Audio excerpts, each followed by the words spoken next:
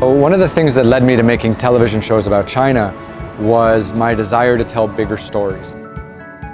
My name's Ryan Pyle. I started my career as a photographer covering China for the New York Times, Time Magazine, Newsweek, Forbes, Fortune. I got to travel all around China. I got to explore the whole country.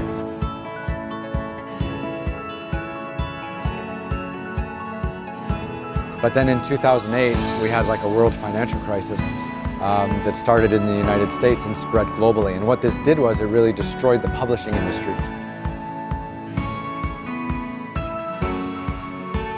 So right away, my career was in danger.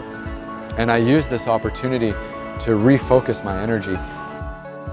I knew that I still wanted to be a storyteller. So I thought if I could keep telling stories and make television, this would be a good transition for me. I know China very well. Maybe I can make my first television show about traveling around in China.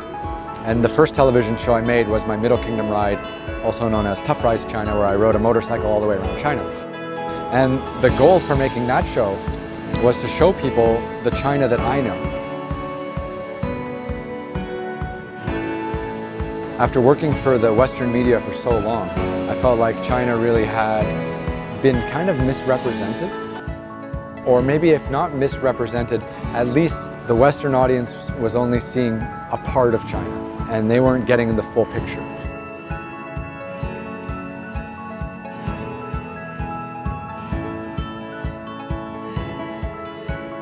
I want to show people my China. So I'm going to get on a motorcycle and ride a motorcycle all the way around China and document my journey so that people can see all the different landscapes.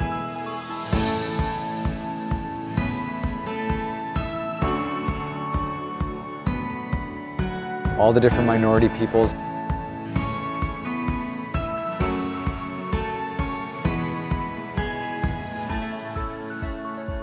And all the different adventures that I'm going to have.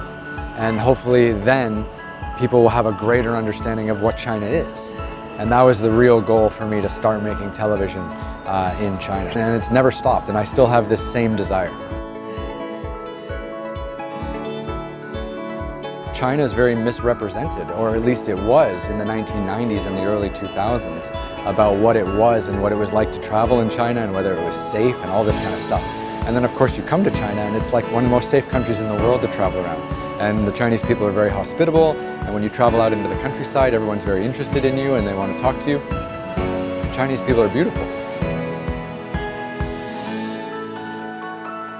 It was totally different. When you read a book about China and then you actually come to China, it's obviously completely different. You know, China is a sensory overload. The way everything feels, you know, the way everything smells, the way you see everything, the way you taste everything, the life, the culture, it's all very vibrant. And I've been living in Shanghai, China for more than 16 years now. China's changed a lot from the first time I arrived to where it is today. Obviously, it's much more modern. The cities are much more well developed. And I just had the most wonderful experience. So much so that I decided to dedicate my entire professional career telling stories about China. I just feel like China is a huge adventure waiting to happen.